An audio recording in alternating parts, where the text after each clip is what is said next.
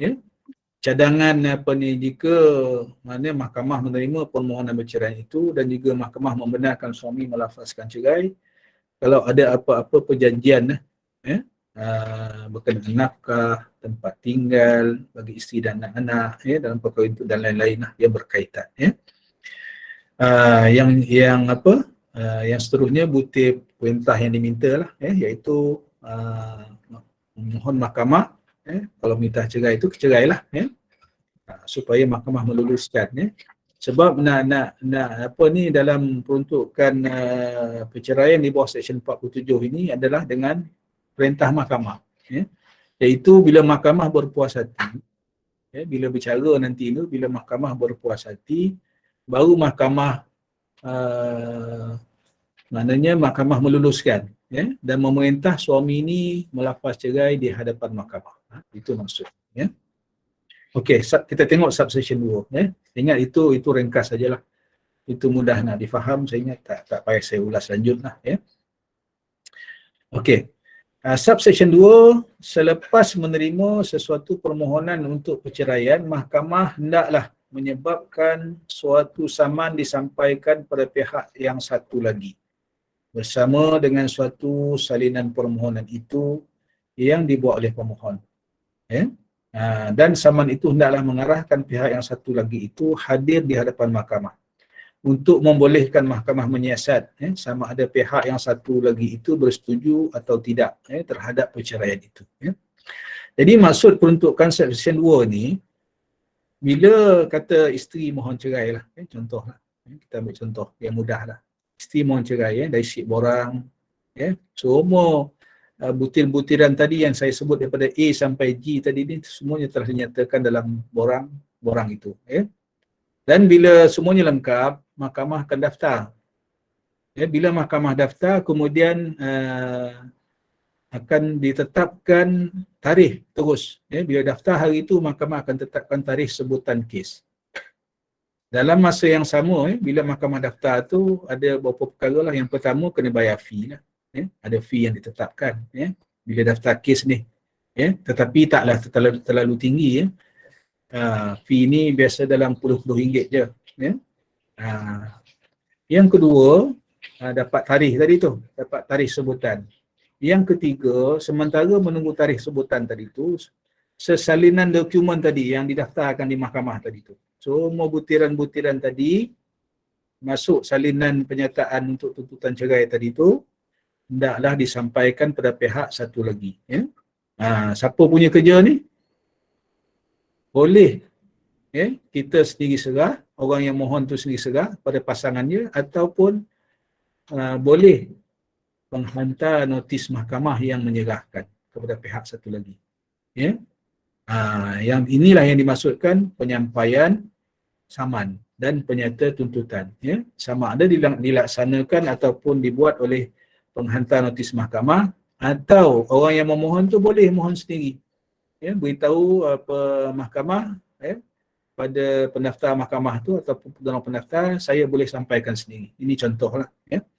Jadi hendaklah disampaikan penyampaian ini dibuat penyampaian ke diri maknanya serah tunjuk depan-depan. Itu maksudnya penyampaian ke diri, bukan boleh maknanya mungkin pasangan duduk lagi serumah letak atas meja aja. Itu bukan penyampaian ke diri. Penyampaian ke diri maksudnya orang itu ambil tahu, ni benda dia. Dia baca. Bila dia baca, dia faham, kemudian dia turun tanda tangan. Dia ada tempat tanda tangan dia tu. Borang yang penyampaian saman ni. Maknanya menunjukkan dia menerima dokumen itu. Jadi sesalinan yang ditandatangan inilah yang akan dibuat laporan. Kalau penghantar notis yang hantar dokumen ni, penghantar notis lah yang akan buat laporan saman tu. Maknanya saman dan penyata tuntutan itu telah berjaya disampaikan. Itu laporan. Bukan saja laporan, tapi dia kena angkat sumpah. Dia kena angkat sumpah di hadapan pendaftar ataupun hakim yang mana nak menyatakan betul saman ni telah disampaikan kepada pihak satu lagi. Saya nyatakan dulu sebab apa kena ini peraturan mahkamah lah penyampaian tu. Sebab apa kena angkat sumpah tu? Ya. Sebab ada kes penipuan. Ya. Kes penipuan. Saman dengan penyertaan itu tak sampai pun pada pihak satu lagi. Ya. Tetapi dilaporkan sampai. Ya. Ini berlaku apabila ini tidak dibuat oleh penghantar notis mahkamah ataupun penghantar notis mahkamah ini berpakat dengan pihak yang satu lagi. Ini boleh berlaku dan telah pernah pun berlaku. Jadi ini kita kalau berlaku kita akan ambil tindakan lah. Mahkamah akan ambil tindakan. Jadi itu dari segi penyampaian dokumen perceraian tadi tu. Mestilah disampaikan kepada pihak satu lagi, ya, dan mengarahkan pihak satu lagi tu hadir, ya, sebab itu dalam dokumen yang nak disampaikan pada pihak satu lagi tu telah ada tarikh mahkamah dah. Ya, dah ada dokumen saman tu dah menyatakan supaya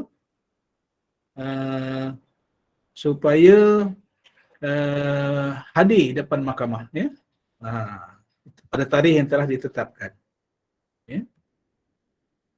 Jadi supaya mahkamah boleh menyiasat tujuan dia. Ya. Jadi maknanya dah ada tarikh, iaitu tarikh sebutan yang pertama. Bila tarikh sebutan yang pertama ni? Dalam tempoh 21 hari daripada kes itu didaftarkan tadi. Ya. Mahkamah akan letak tarikh dalam tempoh 21 hari untuk sebutan pertama. Ya. Jadi pada sebutan pertama tadi, bila dokumen itu berjaya disampaikan, maka katalah dua-dua hadir di hadapan mahkamah. Ya. Jadi kita nak pergi kepada subsection 3 ni. Apa berlaku? Ya. Dokumen sampai, laporan saman dibuat, diikrarkan di hadapan pendaftar ataupun hakim, ya, oleh penghantar saman. Jadi dua-dua pihak hadir pada tarikh sebutan yang telah ditetapkan. Apa berlaku hari itu? Jika pihak yang satu lagi itu bersetuju terhadap perceraian itu dan mahkamah berpuas hati selepas penyiasatan yang wajar, maka perkahwinan itu telah pecah belah sehingga tidak dapat diselamatkan lagi. Ya. Maka mahkamah hendaklah menasihatkan suami, ya, supaya melafazkan satu talak di hadapan mahkamah. Ya. Apa berlaku kalau dua-dua pihak dia hadir? Mahkamah akan menyiasat. Ya. Yang pertama, kalau kata tadi isteri mohon cerai. Jadi depan mahkamah tu suami kena nyatakanlah setuju ke tak setuju. Jadi subsection 3 ni kata kalau suami setuju. Ya. Dan mahkamah berpuas hati. Mahkamah puas hati pasal apa? Mahkamah berpuas hati bahawa dia tengok sebab perkahwinan tu munasabah, memang dah pecah belah, tak dapat diselamatkan lagi. Ni ya, ukuran dia. Ya, hakim bila dia bukan setakat pihak satu lagi bersetuju, ya, tetapi hakim hendaklah memastikan bahawa rumah tangga tu tak dapat diselamatkan lagi. Barulah, ya, bila mahkamah puas hati macam tu, barulah hakim akan perintah suami tadi ni untuk lafaz cerai di hadapan mahkamah. Ya, kalau mahkamah dapati pihak satu lagi tak setuju ataupun mungkin setuju, tapi mahkamah berpendapat ada harapan, ya, untuk perkahwinan itu diselamatkan. Ya, ini kebijaksanaan hakim lah. Ya, hakim akan menilai. Ya. Okey. Tadi kalau setuju dan mahkamah puas hati memang rumah tangga tu tak dapat diselamatkan. Ya, jadi hakim akan perintah suami untuk lafaz cerai di hadapan mahkamah. Bila dah lafaz cerai, subsection 4 kata mahkamah akan rekodkan perceraian itu dan rekod itu akan dihantar kepada pendaftar di Jabatan Agama, pendaftar nikah cerai, ya, untuk didaftarkan perceraian itu. Itu berlaku. Okey, subsection 5. Jika pihak yang satu lagi tidak bersetuju terhadap perceraian itu, atau jika mahkamah berpendapat bahawa ada kemungkinan yang munasabah bagi suatu perdamaian antara pihak-pihak. Mana mahkamah nampak perkahwinan itu boleh diselamatkan lagi. Ada dua keadaan, ya. Ada dua keadaan. Yang pertama, yang satu lagi setuju untuk bercerai. Itu satu keadaan. Yang keadaan yang kedua, atau mahkamah berpendapat ada kemungkinan yang munasabah untuk mencapai perdamaian pihak-pihak. Maknanya mahkamah setelah dia tengok, dia teliti betul-betul, mahkamah dapati tak perlu bercerai lagi ni. Maknanya mahkamah berpendapat ada harapan untuk menyelamatkan rumah tangga itu. Maka mahkamah hendaklah apa tindakan mahkamah waktu itu? Mahkamah hendaklah dengan seberapa segera melantik suatu jawatan kuasa pendamai. Di bawah Subsection 5 ni. Melantik suatu jawatan kuasa pendamai yang terdiri daripada seorang pegawai agama yang bertindak sebagai pengerusi dan 2 orang lain. Seorang untuk bertindak bagi pihak suami dan seorang lagi bagi pihak isteri. Dan merujukkan kes itu kepada jawatan kuasa itu. Jadi bila berlaku 2 keadaan tadi ni, sama ada pihak yang satu lagi tak setuju ataupun dia setuju tapi mahkamah dapati perkahwinan itu boleh diselamatkan lagi, maka mahkamah akan lantik jawatan kuasa pendamai. Jawatan kuasa pendamai ini berada di mana? Di Jabatan Agama. Sebab pengurusinya adalah pegawai agama. Bila sebut pegawai agama ni bukan pegawai mahkamah. Pegawai agama ni adalah mana-mana pegawai agama yang dilantik di Jabatan Agama Islam Negeri Sembilan negeri-negeri. Itu pegawai agama. Pegawai mahkamah ni, dia bukan pegawai agama, lain gelaran dia. Gelaran dia ialah pegawai syariah. Yang di mahkamah syariah. Sama ada dia jadi hakim, sama ada jadi pendakwa, sama ada dia jadi pendaftar, pegawai penyelidik hakim, pegawai suluh, pegawai bahagian sokongan keluarga dan lain-lain lah. Penasihat undang-undang syariah di pejabat penasihat undang negeri-negeri, banyak dah. Dah banyak jawatan pegawai syariah ni. Itu pegawai syariah. Tetapi jawatan kuasa pendamai ini diuruskan oleh pegawai agama, mana-mana pegawai agama yang dilantik di Jabatan Agama. Biasanya kita bagi pendaftar nikah cerai lah, yang mempengurusikan jawatan kuasa pendamai ini. Dan dalam jawatan kuasa ni mesti dilantik seorang wakil daripada pihak suami dan seorang wakil daripada pihak isteri, untuk berunding dalam jawatan kuasa itu. Dipengurusikan oleh pegawai agama tadi. Jadi, kita sambung. Dalam melantik, subsection yang seterusnya, dalam melantik 2 orang itu, iaitu seorang wakil daripada pihak isteri, seorang wakil daripada pihak suami, mahkamah hendaklah, jika boleh, memberi keutamaan kepada saudara mara rapat pihak-pihak itu yang tahu akan hal keadaan kes itu. Jelas kot. Jadi tujuan dia lah untuk membantu tadi, membantu pengurusi berunding.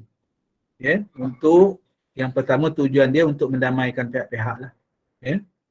Sebab hakim tadi berpandangan rumah tangga itu boleh diselamatkan lagi.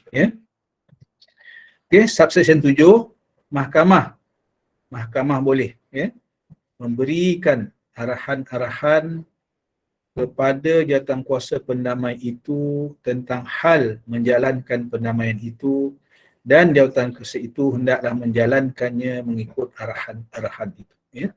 Jadi jawatan kuasa maksudnya di sini, jawatan kuasa pendamai tadi ni yang dipengurusikan oleh pegawai agama tadi ni, dan ada wakil suami, ada wakil isteri,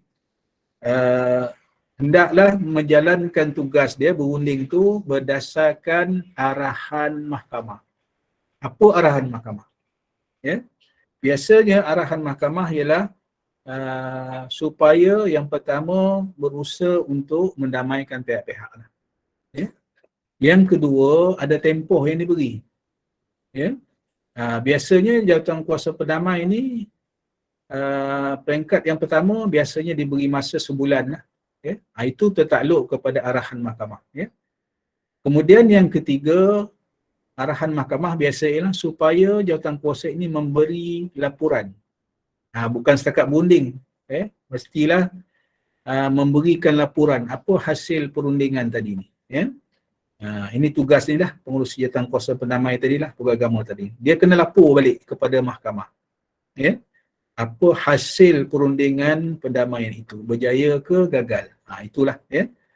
Itulah dia, jadi maknanya jawatankuasa ni kena itu mungkin ada arahan-arahan lain, itu tertakluk kepada kebijaksanaan hakim lah ya. Yang mustahak maknanya jawatankuasa tadi bertindak mengikut arahan hakim ataupun arahan mahkamah. Okey.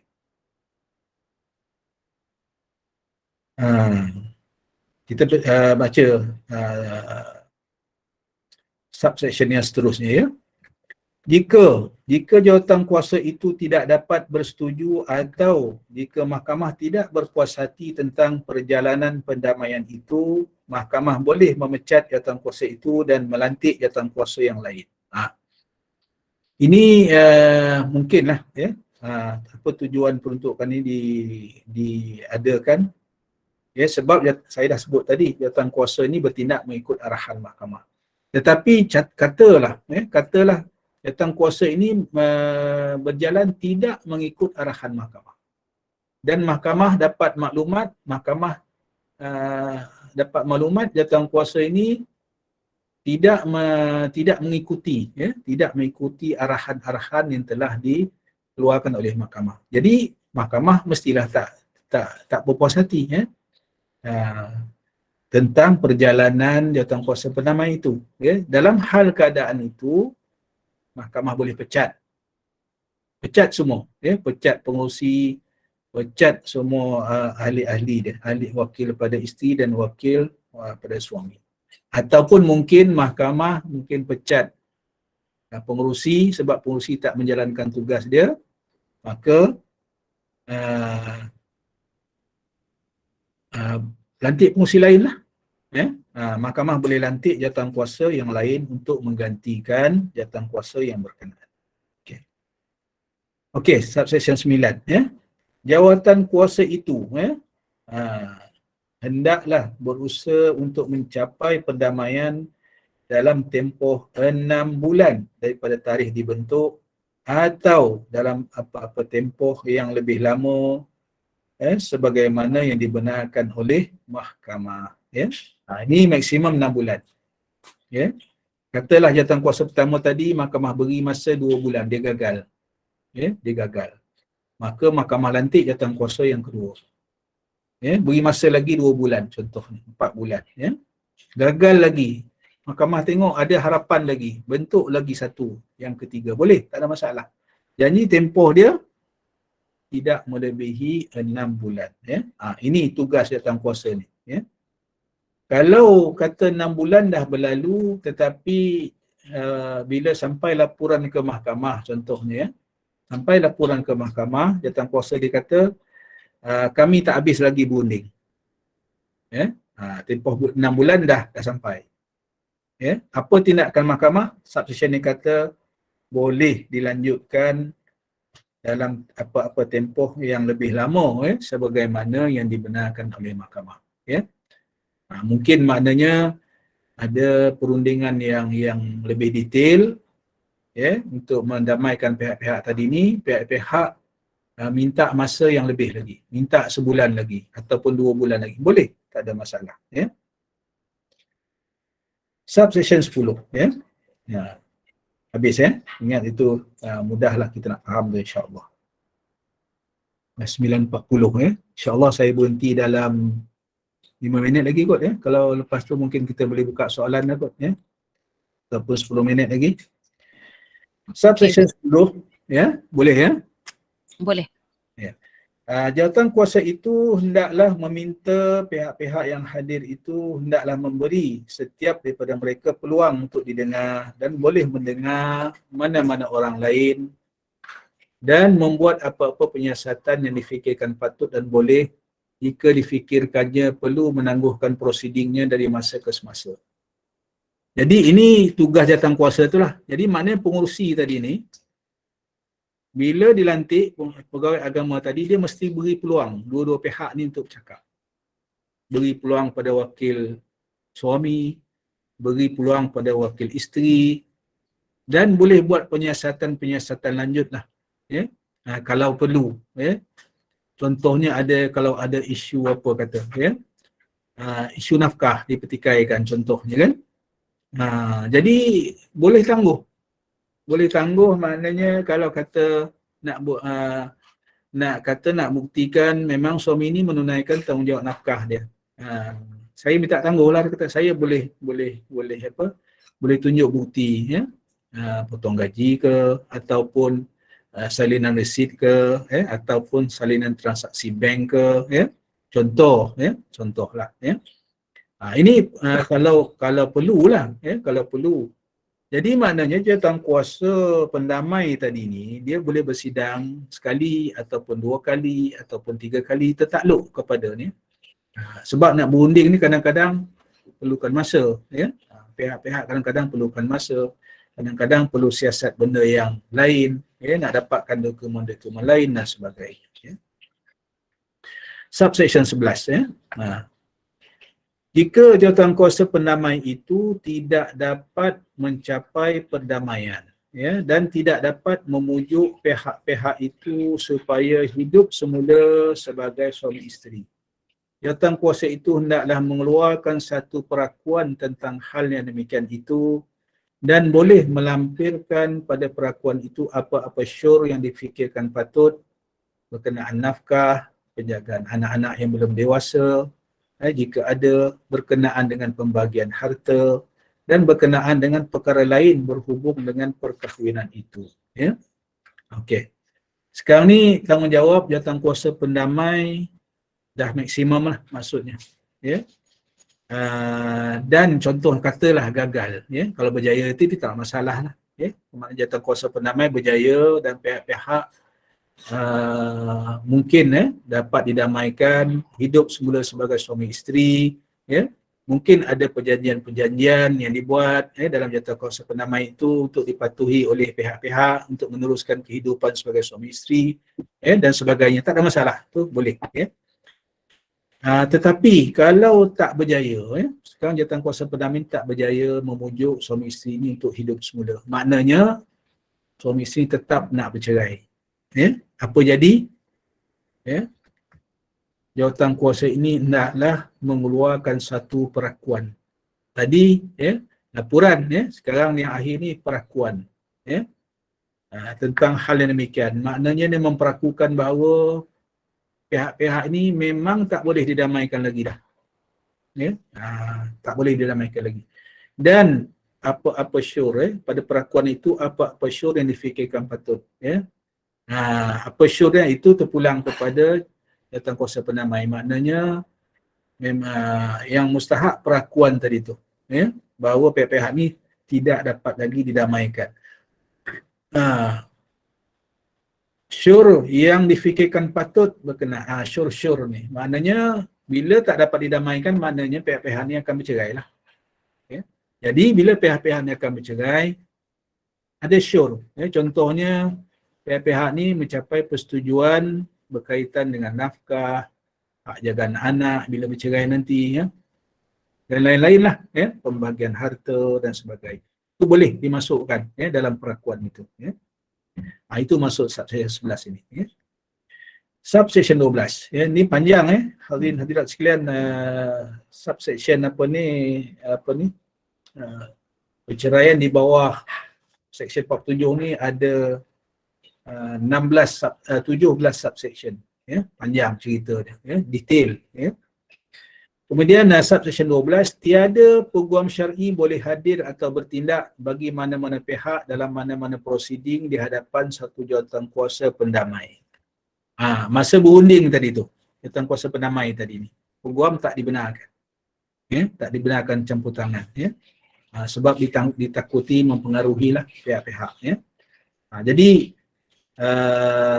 peringkat jawatankuasa pendamai ni tak dibenarkan.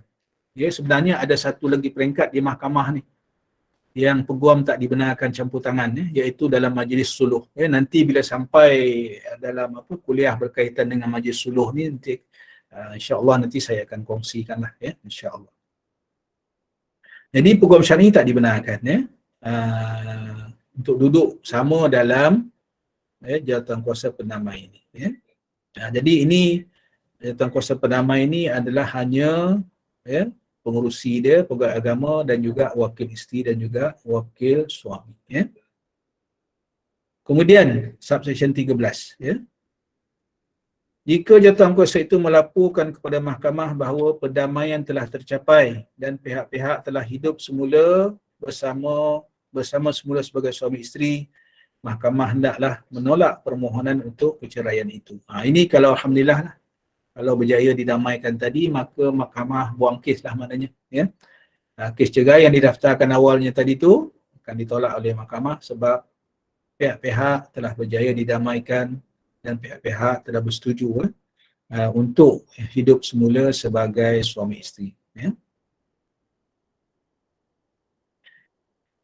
Okey, kita pergi subsection 14 sikit. Ke ada dah nak mula nak tanya ke macam mana? Saya nak buka soalan dulu ke macam mana Kalau ada yang nak bertanya, boleh ada tak tanya siapa yang mungkin buka dulu soalan? Kalau ada yang nak bertanya silakan. Mungkin ada kemusykilan berkaitan dengan ni. Elok tanya terus pada. Okey, Adik Irma silakan. Sila Puan Adik Irma. Okey. Macam ni Datuk. Saya kan ada satu kemusykilan. Saya macam mana saya nak kira saya punya tempoh edah. Sebab ada 1 bulan tu, kalau dalam 3 kali suci kan, 1 bulan tu saya skip saya punya datang bulan. Macam mana saya nak kira tu?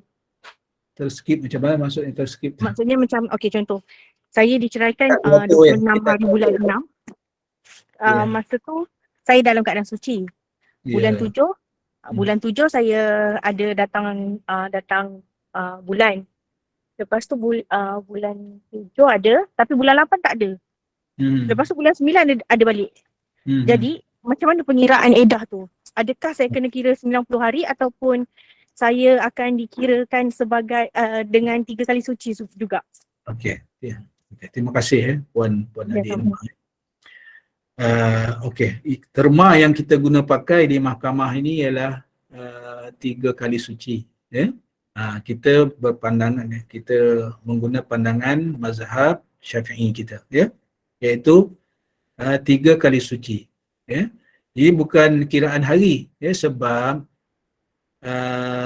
hukum syarak ni mengambil kira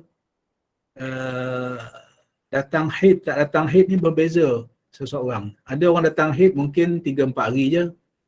Ada yang 7 hari. Ada yang 10 hari. Maksimumnya berapa hari? Biasanya dia tak kurang daripada tidak lebih daripada 15 hari kan. Kalau lebih tu mungkin penyakit lah. Jadi itu yang kita ambil kira. Sebab itu dikira suci itu. Bukan dikira bilangan hari. Jadi maknanya kalau seorang tu diperintah oleh mahkamah, biasanya mahkamah akan perintah iddah 3 kali suci. Hari yang diperintahkan dia cerai itu, dia dah mula beriddah waktu tu sebab dia dah suci kan. Suci yang pertama lah tu, waktu suami lepas cerai itu. Kemudian datang haid. Datang haid, kemudian suci 2 kali. Tak kira lah berapa hari kan. Sebulan dia skip ke tak skip ke. Yang suci tu dia kira 2 kali. Kemudian bulan tu tak datang, next month itu baru datang haid, kemudian suci kan. Suci, lepas tu 3 kali. Itu yang suci yang ketiga lah tu. Tadi suci, lepas tu datang haid, suci yang kedua, datang haid, suci yang ketiga. 3 kali suci. Masuk saja haid yang seterusnya tu habis iddah lah. Itu kiraan 3 kali suci. Jadi bagi yang haid yang tidak teratur, yang mungkin sampai ada mungkin kalau berlaku lah kalau berlaku mungkin terlalu lama contohnya kan. Sucinya tu terlalu lama ataupun biasa suci lah terlalu lama kan, berapa bulan pula baru datang haid. Ada juga berlaku. Yang itu kena Itu terpulang kepada hakim lah tu. Macam mana hakim nak kira balik semula itu, mungkin ada pandangan-pandangan lain yang mengikut kiraan masa dan sebagainya, itu kita kena tengok balik ya. Yang tu saya tak dapat nak bagi pencerahan lanjut lah ya, saya pun kena merujuk semula ya. Tetapi dalam keadaan biasa 3 kali suci tadilah ya yang kita ambil kira. Wallahu a'lam. Ada soalan lain ke? Okey, mungkin Adik Erma berpuas hati dengan jawapan tu ya, insyaAllah. Dan sekiranya ada lagi soalan yang ingin diajukan, silakan. Assalamualaikum Ustaz. Apa ni tu? Ya, Waalaikumsalam. Gini, dia luar sikit daripada sini abang suci ni. Contoh, sekarang ni di Kedah dibuka kahwin lebih pada satu. Macam mana ya? Kedah negeri Kedah. Dia alu-alukan kahwin lebih pada satu. Allah ni dia dah masuk bab lain, bab ni. Kan dia luar sikit bab sikit ha. Macam mana tu ya? Dulu dulu ada Perlis, ni Kedah pula berjangkit pula. Allah. Dia beginilah. Okey. Apa pun undang-undang kena diikutilah. Sama ada Perlis ke, Kedah ke, poligami ini dengan kebenaran mahkamah. Tu. Semua orang kena faham tu. Ya. Sebab undang-undang tu menyebut dengan kebenaran mahkamah. Bukannya dengan izin isteri poligami ni, dengan kebenaran mahkamah. Kalau isteri izin pun mahkamah dapati tak layaklah. Mahkamah tak akan benarkan orang tu berpoligami. Itu undang-undang yang diguna pakailah.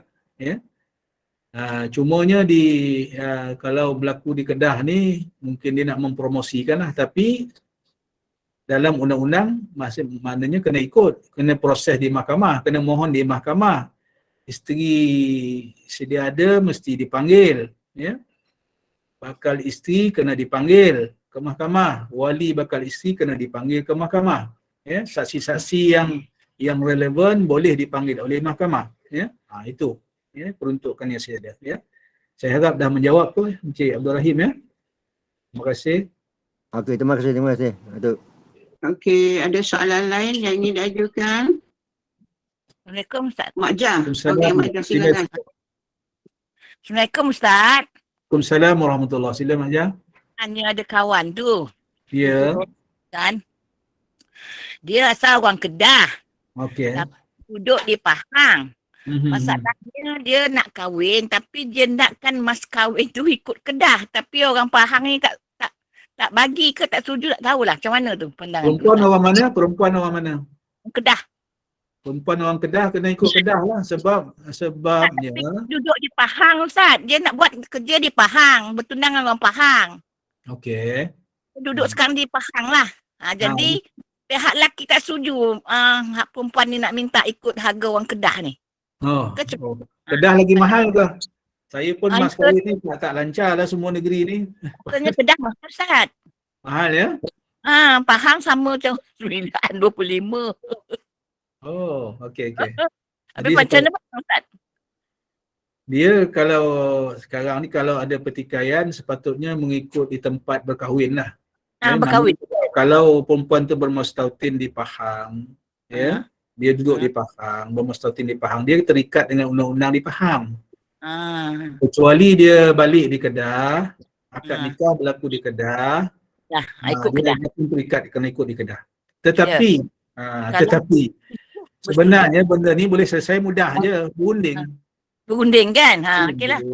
Bila berunding ada persetujuan nak kalau nak mas kahwin sebiji Ferrari pun tak ada masalah.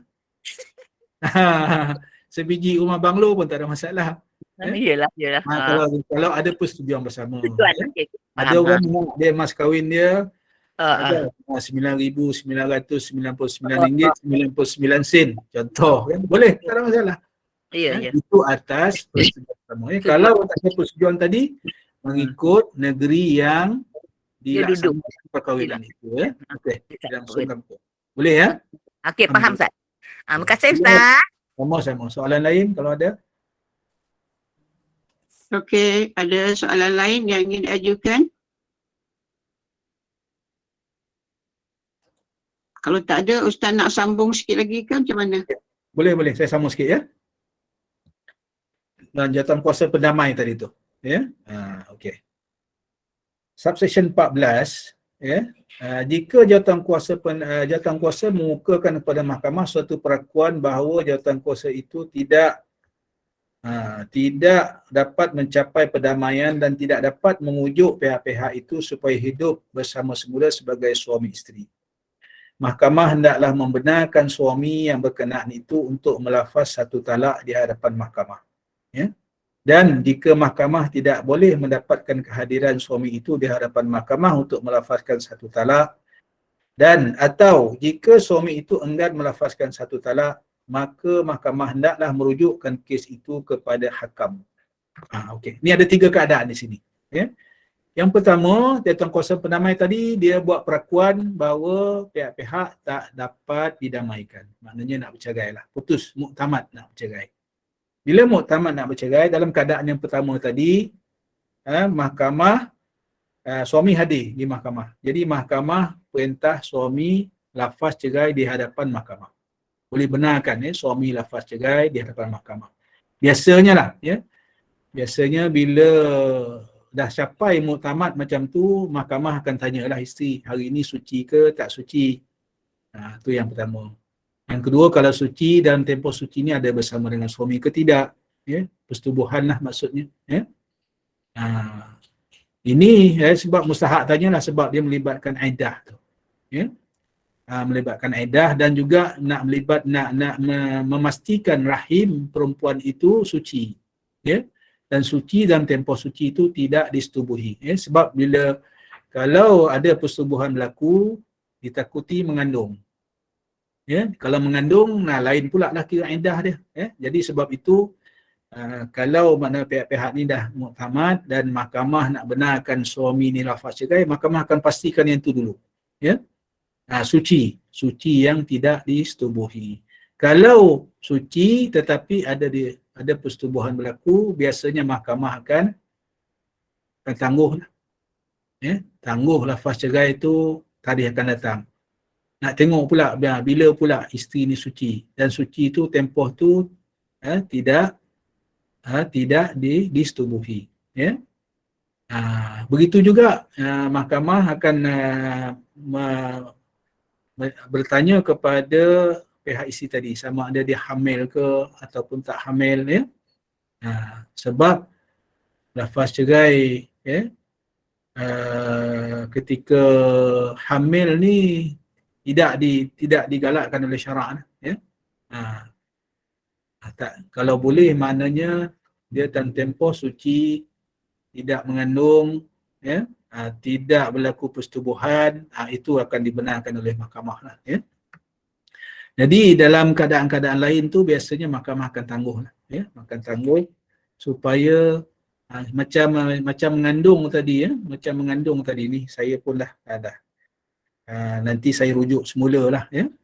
Saya rujuk semula sama ada kalau isteri itu redha, boleh ke tidak, ya, hakim benarkan suami ni lafaz cerai. Sama juga kalau isteri itu haid, ya, sebab ada pandangan yang membenarkan, ya, kalau isteri itu redha, dia ditalak, ya, dilafaz talak waktu haid, ada pandangan yang membenarkan, ya. Cuma dia punya iddah tu jadi panjang lah, ya, sebab belum dikira suci lagi, ya, sebab iddah perempuan tu kira suci tadi kan, yang saya nyatakan tadi. Itu keadaan yang pertama lah, ya. Maknanya suami benarkan, mahkamah benarkan suami tadi lafaz cerai di hadapan mahkamah. Keadaan yang kedua, suami tak hadir, dah tamat, dah muktamad ni, ya. Tapi hari yang mahkamah nak benarkan suami lafaz cerai di hadapan mahkamah ni, suami tak hadir. Itu keadaan yang kedua. Atau keadaan yang ketiga, bila mahkamah perintah suami ni, benarkan suami ni lafaz cerai di hadapan mahkamah, suami ni tak mau lafaz cerai. Keadaan kedua dan ketiga ni, apa akan berlaku? Bila berlaku begitu, suami tak mau lafaz cerai ataupun suami tak hadir, maka mahkamah hendaklah merujuk kes itu kepada hakam. Tadi jawatankuasa pendamai, ya, sekarang ni masuk kepada hakam pula, ya. Nanti dia akan itulah, ya, ada proses-prosesnya lagi, ya. Jadi itu yang berlaku, ya. Maknanya sebab dalam bab cerai talak biasa ni dengan suami lafaz ni sama ada di hadapan mahkamah ataupun dengan kebenaran mahkamah, talak itu milik suami. Mahkamah pun tak boleh paksa, ya? Tak boleh paksa suami melafaz cerai. Walaupun tadi jawatankuasa pendamai tu dah gagal, maknanya pihak-pihak tak dapat didamaikan. Jadi tak capai, kes tak selesai lah. Ya, bila kes tak selesai, maka mahkamah akan rujuk kes itu kepada hakam pula. Ya? Itu dia punya proses dia. Boleh faham, ya?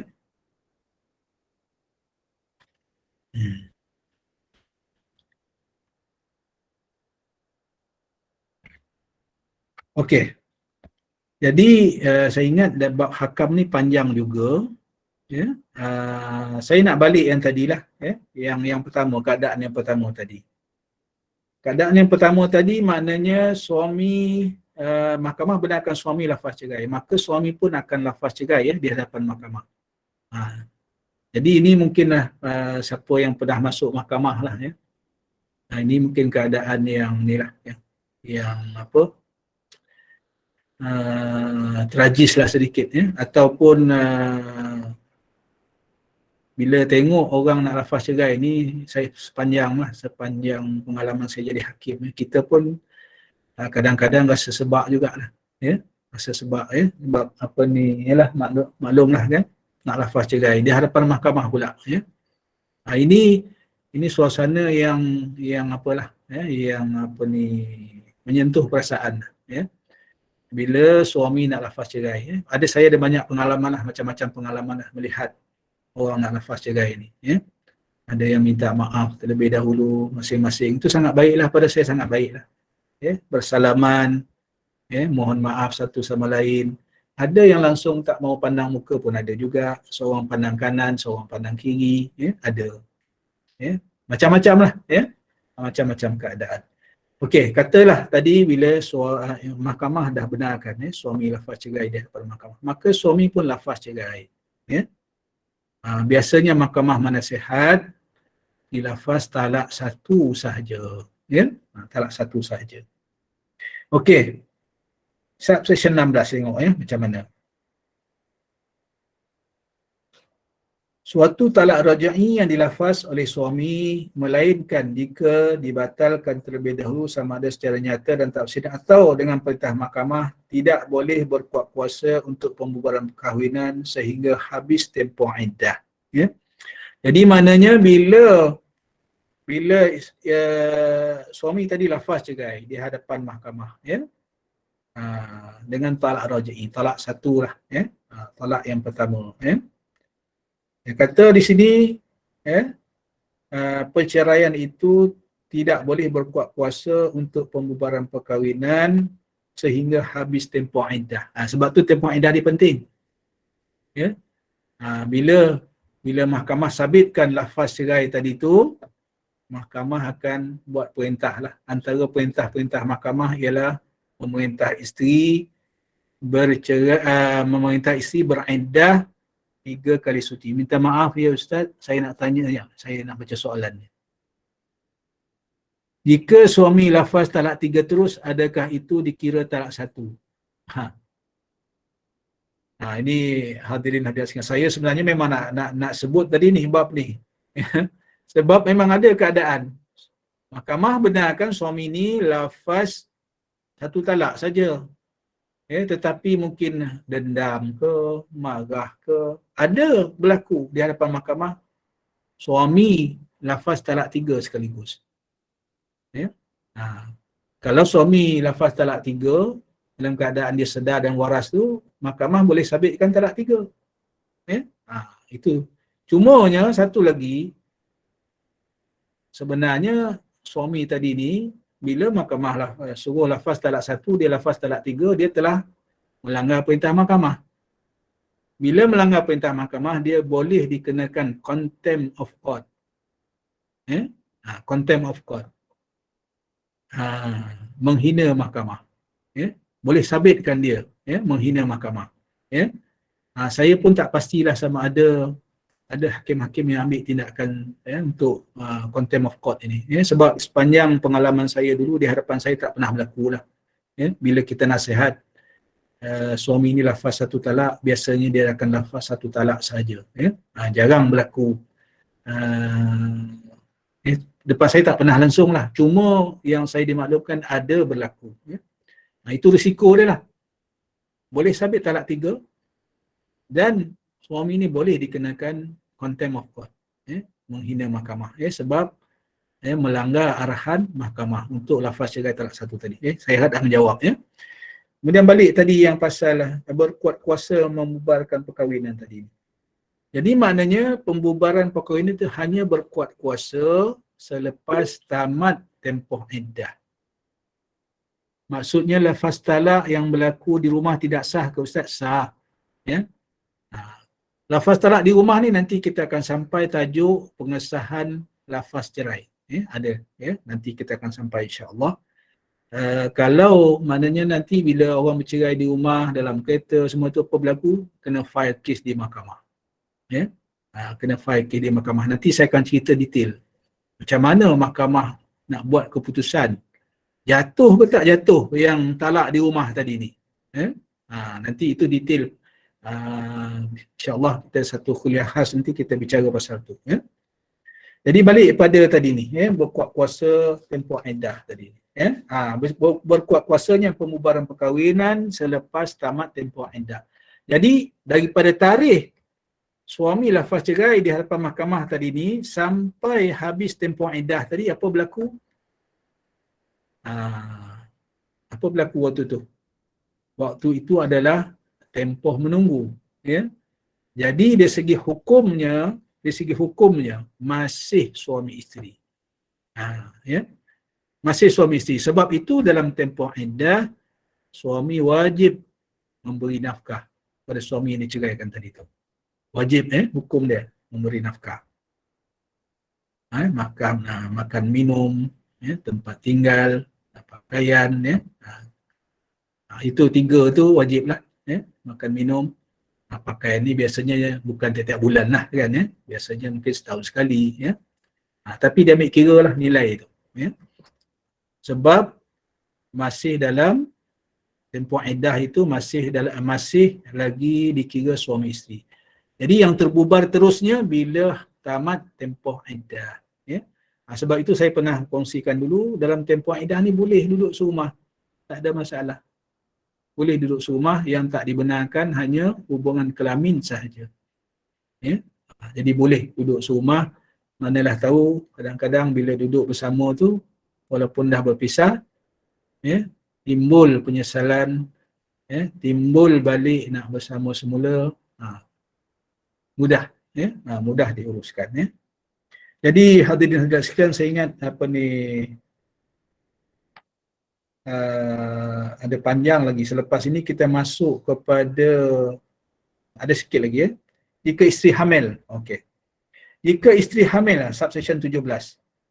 Jika isteri hamil pada masa talak itu dilafazkan atau pada masa perintah itu dibuat, talak atau perintah itu tidak boleh berkuat kuasa untuk membubarkan perkahwinan itu sehingga akhir kehamilan itu. Ni maknanya boleh dah tadi. Bila kalau isteri hamil, suami pun boleh lafaz talak. Cuma iddah dia sampai melahirkan. Sampai melahirkan. Itu iddah dia. Jadi maknanya pembubaran perkahwinan itu akan berkuat kuasa apabila isteri tadi melahirkan anak.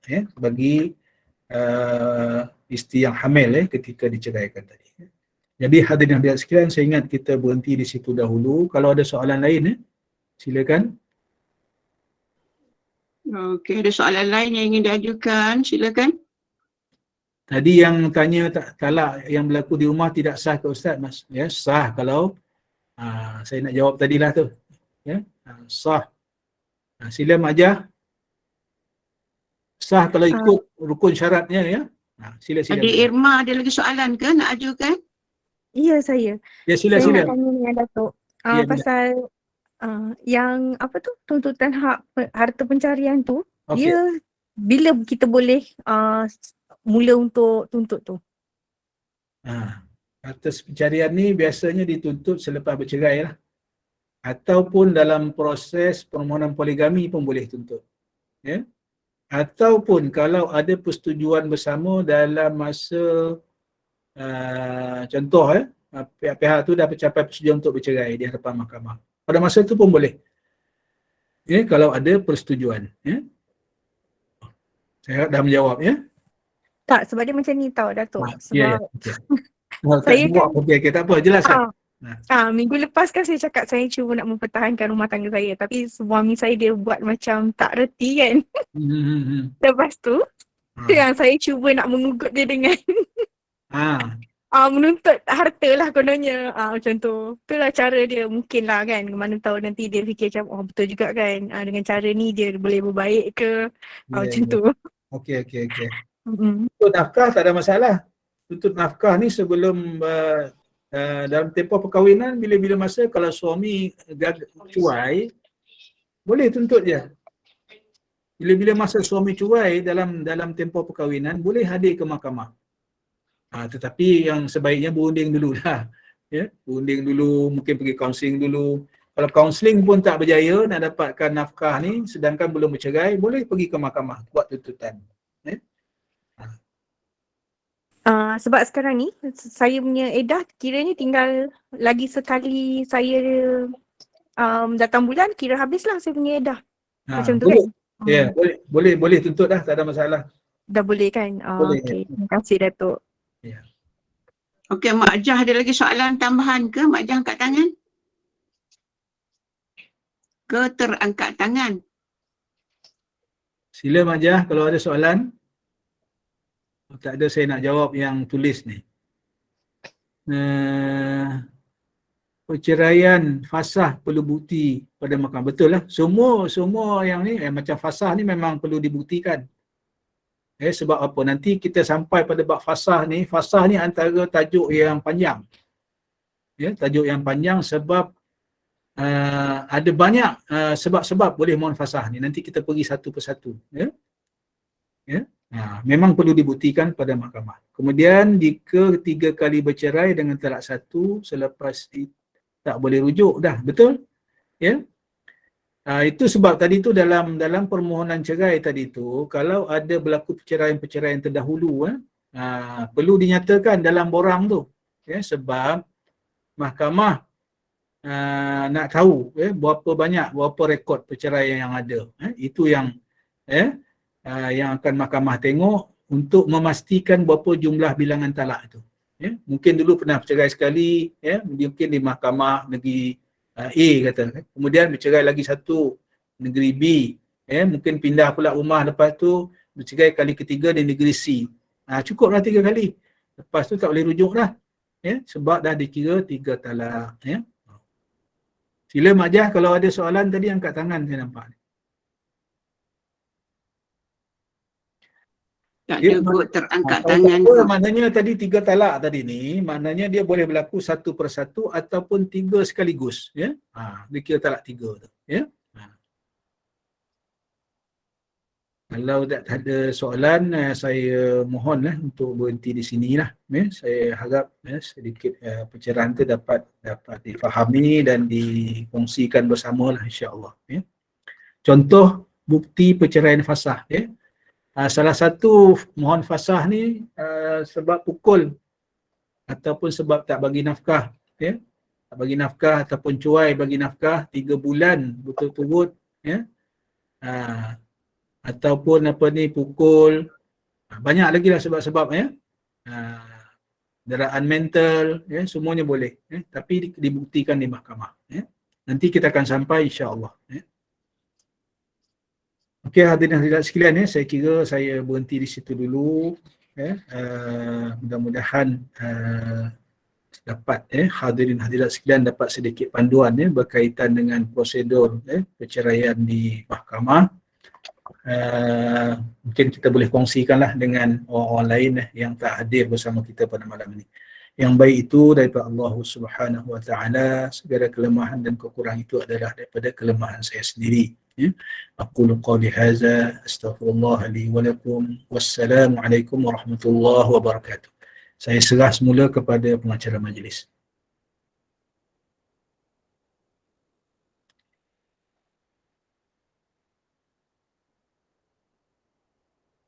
Sila pengacara majlis. Ya. Maaf, dah tengah bercakap tapi lupa nak buka, minta maaf ya Tok. Ya, Dah siapa bercakap, saya terlupa on. Jadi Alhamdulillah, syukur kepada Allah, kita dapat bersama dengan Yang Amat Arif, Datuk Abbas Nordin pada malam ini, iaitu berkaitan dengan hak wanita dalam undang-undang keluarga di Malaysia, dan kita topiknya ialah tentang perceraian. Jadi penceraian ni merupakan satu ataupun jalan atau langkah yang terakhir bagi menyelesaikan kemelut atau masalah rumah tangga seperti apa Datuk tadi. Perceraian ni boleh difal dan untuk bercerai dengan persetujuan bersama. Jadi proses yang mana Datuk huraikan tadi, iaitu sebutan perbicaraan tu di mahkamah tu kadang-kadang ada tempoh yang ambil makan masa yang lama lah.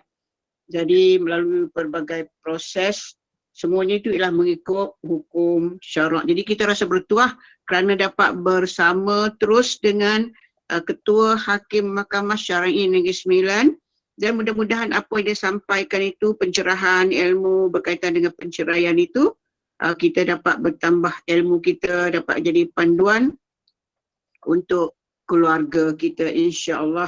Jadi kita akan sambung kuliah bersama dengan Yang Amat Arif tentang perceraian ni. Mungkin banyak dia punya subtopik, dia lagi banyak lagi nak huraikan, insya-Allah. Jangan teruskan bersama, jangan lupa bersama dengan setiap malam malam Isnin bersama dengan Yang Amat Arif, Datuk Abbas Nordin. Terima kasih kepada tim Gemar Nur Iman yang menganjurkan program. Terima kasih kepada sahabat pencinta ilmu yang telah pun berada di sini. Moga Allah beri kita ketabahan, kekuatan, keikhlasan kita, indahkan hati kita dengan iman, redha atas segala ketentuan, dan kita sabar menghadapi segala ujian Allah Subhanahu wa taala. Terusnya diumumkan kuliah esok 6.45 pagi bersama dengan Al-Fadhil Ustaz Elin Aminin, pukul 11 bersama dengan Ustaz Muhammad Aizuddin, Ensiklopedia Perang Rasulullah. Pada pukul 5.15 bersama Ustaz Elin Aminin, itu bertahsin. 8 malam bersama dengan Al-Fadhil Imam Masjid Negara, Ustaz Muhammad Nazri, Tadabbur. 9.15 bersama dengan meja Ustaz Muhammad Naim, pengajian berkitab. Jadi teruskan bersama dengan kuliah-kuliah yang telah kita anjurkan sepanjang hari esok. Dan sebagai penutup kuliah, kita mohon Ustaz baca doa dan seterusnya memimpin bacaan tasbih kafarah dan menutup kuliah isyak kita dengan surah Al-As. Dipersilakan. Bismillahirrahmanirrahim. Alhamdulillahi Rabbil Alamin. Wassalatu wassalamu ala ashrafil anbiya'i wal mursalin wa ala alihi wa sahbihi ajma'in. اللهم افتح علينا فتوح العارفين وارزقنا فهم النبيين بجاه خاتم الأنبياء والمرسلين. اللهم فقهنا في الدين وعلمنا التأويل واهدنا صراطك المستقيم صراط الذين أنعمت عليهم من النبيين والصديقين والشهداء والصالحين. ربنا زدنا علما وارزقنا فهما. ربنا زدنا علما وارزقنا فهما. ربنا زدنا علما وارزقنا فهما. ربنا آتنا في الدنيا حسنة وفي الآخرة حسنة وقنا عذاب النار. وصلى الله على سيدنا محمد وعلى آله وصحبه والحمد لله. Diakhiri dengan tasbih kafarah dan surah Al-Asr. Bismillahirrahmanirrahim. Subhanaka Allahumma wa bihamdika asyhadu an la ilaha illa anta astaghfiruka wa atubu ilaik. Bismillahirrahmanirrahim. Wal 'asri innal insana lafi khusrin illa alladhina amanu wa 'amilus salihat وتواصوا بالحق وتواصوا بالصبر. Sekian, Assalamualaikum warahmatullahi wabarakatuh. Waalaikumsalam warahmatullahi wabarakatuh. Terima kasih, syukran jazilan Yang Amat Arif, Datuk. Terima kasih Datuk. Terima kasih semua. Assalamualaikum. Assalamualaikum. Terima kasih Datuk.